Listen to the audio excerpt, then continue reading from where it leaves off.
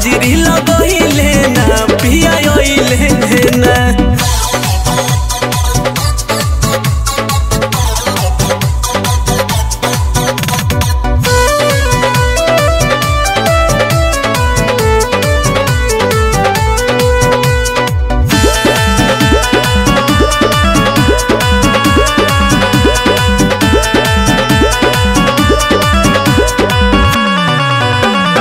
कैसे बताई कि केतना बनासा पिया नहीं बुझेला हो परिभाषा।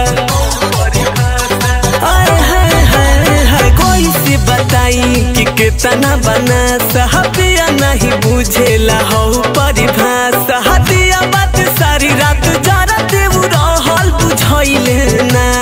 दिया बात सारी रात जरा देव रहल बुझैले ना। से जिया पर हाजिरी लगइले ना पिया ओइले ना। से जिया पर हाजिरी लगइले ना पिया ओइले ना।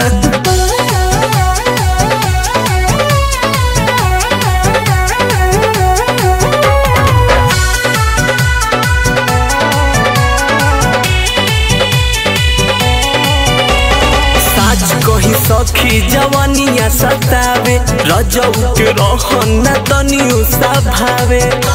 खरे का कहीं सखी साची कहीं सखी जवानिया सतावे रजऊ के रहना तनियो सभावे।